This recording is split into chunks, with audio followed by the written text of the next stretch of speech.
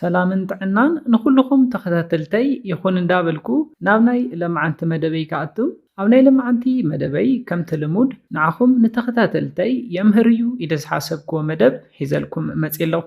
ናይ ለማዓንቲ መደበይ ዘልዕሎ ብሓፂር ወይ ድማ ብንእሽተይ መትለኹም ነፍቃሪትኩም ወይ ድማ ንበዓልቲ ቤትኩም ናብ ናይ ፆታዊ ርክብ ዕግበት ተብፅሕሉ ናይ ፆታዊ ርክብ ናይ ፖዚሽን ዓይነታት ክሕብረልኩም እየ። እዘን ቀፂለ ዝሕብረልኩም ናይ ፆታዊ ርክብ ናይ ፖዚሽን ዓይነታት እንተተጠቒምኩም ምንም ዓይነት ናይ መትሎ መግጀፊ ኣየድልየኩምን ብዘለኩም መትሎ ናብ ናይ ፆታዊ ርክብ ዕግበት ክተብፅሕወን ትኽእሉ ኢኹም። ናይዞም ናይ ፆታዊ ርክብ ፖዚሽናት ጥቕሚ እንታይ እዩ? ብፍላይ ብልዕቲ ኣፍቃሪትኩም ወይ ድማ ብልዕቲ በዓልቲ ቤትኩም ፅብብ ንኽብል ዝሕግዙኹም እዮም። ብልዕተን በዚ ፖዚሽን ፅብብ እንተይልልኩም ድማ ዋላ ሓፂር መትሎ ይሃለኹም ናብ ናይ ፆታዊ ርክብ ዕግበት ንኽተብፅሕወን ኣይትፅገሙን። እስካብ ናይ መደበይ ፍጻመ ሓቢርኩም ንፅንሑ።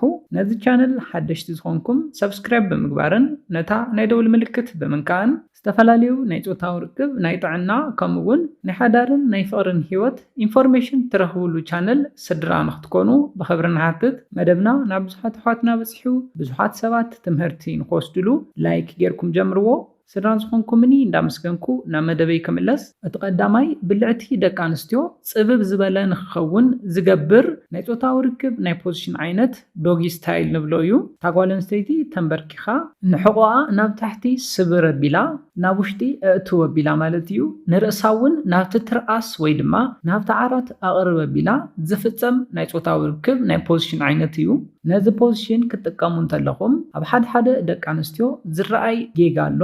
እዚ እንታይ እዩ? እቲ ቀዳማይ ንሕቖአን ናብ ውሽጢ ብደንቢ ስብር የብለኦን። እቲ ካልኣይ ድማ ንርእሰን ወይ ድማ ንገፀን ናብቲ ትርኣስ ወይ ድማ ናብቲ ዓራት ኣየፅግዓን። ከምዚ ዝገብራ እንተኮይነን ብልዕተን ናይ ምፅባብን ናብ ደገ ውፅእ ናይ ምባል ዕድል እውን ዝነኣሰ እዩ ዝኸውን። ኮይኑ ግና በቲ ዝሓበርኩልኩም መንገዲ እንተፈፂምኩምሉ ብዙሕ ጥቕሚ ትረኽብሉ ኢኹም። ንእሽተይ መትሎ እንተሃልይኩም እውን ንሕቖአን ስብር ኣቢለን ንርእሰን ናብ ትርኣስ ብደንቢ ኣፅግዕ ኣቢለን ንእግረን ድማ ዓፅየን ብዶጊ ስታይል ናይ ፆታዊ ርክብ ናይ ፖዚሽን ዓይነት እንተፈፂምኩም ብልዕተን ፅብብ ንኽብልን ንደገ ውፅእ ንኽብልን ስለ ዝሕግዘኩም ብንእሽተይ መትለኹም እውን ናብ ናይ ፆታዊ ርክብ ዕግበት ክተብፅሕወን ዝሕግዘኩም እዩ። ግጅፍ ዝበለ መትሎ ሃሊኩም በዚ ፖዚሽን ፆታዊ ርክብ ክትፍፅሙ እንተለኹም ግና ንእግረን ክዓፅዋ የብለንን ጉድኣት ከብፅሐለን ስለ ዝኽእል። ኮይኑ ግና ንእሽተይ መትሎ እንተሃሊኩም ንእግረን እንተዝዓፅዋ ይምረፅ። ስለዝኾነ ንእሽተይ መትሎ ሃሊኩም ናብ ናይ ፆታዊ ርክብ ዕግበት ንኽተብፅሕወን ዝሕግዘኩም እቲ ቀዳማይ ናይ ፆታዊ ርክብ ናይ ፖዚሽን ዓይነት ዶጊ ስታይል እዩ።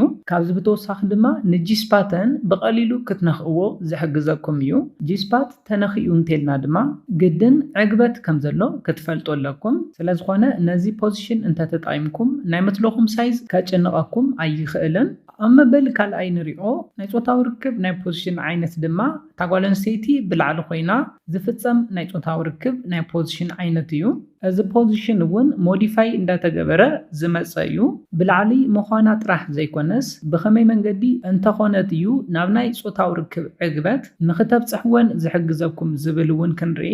ፈለማ እቲ ወዲ ብሕቑኡ ኣብ ዓራት ይድቅስ፣ ቀፂሉ ኣብ ርእሱ ከባቢ ቁሩብ ቅንዕ ይብል። ቀፂልኩም ድማ እታ ጓል ኣንስተይቲ ኣብ ልዕሊኡ ትኾን እሞ ንእጋራ ናብ ሕቑኡ ከባቢ ምቁልላፍ እዩ። እዚ ብጣዕሚ ብዙሓት ጥቕምታት ይህብ እዩ። ጥቕምታቱ እንታይ እዮም ዝብል ክንርኢ እንተለና መትልኡ ዋላ ንእሽተይ እንተኾነ በዚ ናይ ፆታዊ ርክብ ናይ ፖዚሽን ዓይነት ናብ ውሽጣዋይ ክፋል ብልዕቲ ብጣዕሚ ንኽኣቱን ንጂስፓት ግን ብቐሊሉ ንኽነክእ ይኽእል እዩ።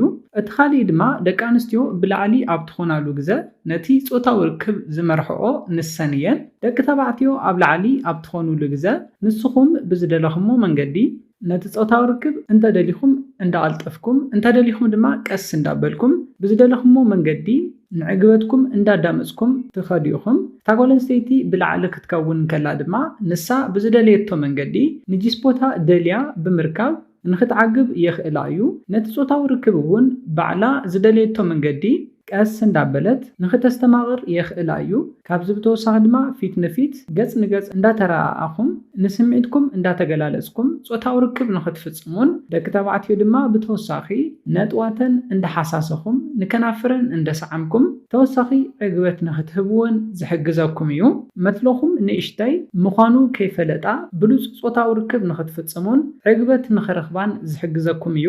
ስለዝኾነ ብሕቖኹም ደቂስኩም ካብ ክሳድኩም ቁሩብ ቅንዕ ኢልኩም ንሰን ድማ ብልዓሊ ኮይነን ንእጋረን ናብ ሕቖኹም ከባቢ ኣቆላሊፈን ዝፍጸም ጾታዊ ርክብ ዝበለጸ ዕግበት ብሓፂር መትለኹም ንክትህብወን ዝሕግዘኩም ናይ ጾታዊ ርክብ ናይ ፖዚሽን ዓይነት እዩ። ነዚ እውን ክትጥቀምሉ ክሕብረልኩም ይደሊ።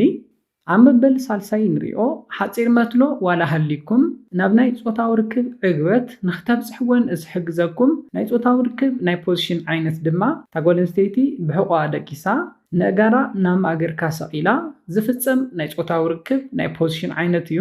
እዚ ፖዚሽን ኣባና ዝፍጸም ሚሽነሪ ንብሎ እቲ ዝተለመደ ናይ ጾታዊ ርክብ ናይ ፖዚሽን ዓይነት ሞዲፋይ ተገይሩ እዩ። ንሓፂር መትሎ ዘለዎም ደቂ ተባዕትዮ ዝተዳለወ ናይ ፖዚሽን ዓይነት እዩ። ብሕቑኣ ደቂሳ ንእጋራ ናብ ማእገርካ ኣብ ትሰቐለሉ ግዜ ናይ ብልዕታ መስል ብደንቢ ንኽእከብ ብምግባር ብልዕታ ጽብብ ንኽብልን ናብ ደገ ውፅእ ንኽብልን ይሕግዛ እዩ። ሽዑ ድማ መትሎኻ ናብ ብልዕታ ውሽጢ ኣብ ዝኣትወሉ ግዜ ንጉድበኣ ብደንቢ እንዳሓሳሰየ ስለ ዝኣትው ተወሳኺ ዕግበት ንኽረኽባ ዝሕግዘን እዩ። ብልዕታ ጽብብ ንኽብል ዝሕግዛ እውን እዩ። ብልዕታ ጽብብ ክብል እንተሎ ድማ ዝበለፀ ዕግበት ንክትህብወን ዝሕግዘኩም እዩ። ክነጠቓልሎ ከለና መትሎይ ንእሽተይ እዩ። ኣብ እዋን ጾታዊ ርክብ ክዕግብ ኣይከኣልኩን እንዳበልኩም ትጭነቑ ደቂ ተባዕትዮ እዘን ሰለስተ ናይ ጾታዊ ርክብ ናይ ፖዚሽን ዓይነታት እንተትጥቀሙ 100% ናብ ናይ ጾታዊ ርክብ ናይ ዕግበት ፀግዒ ክተብፅሕወን ዝሕግዙኹም እዮም።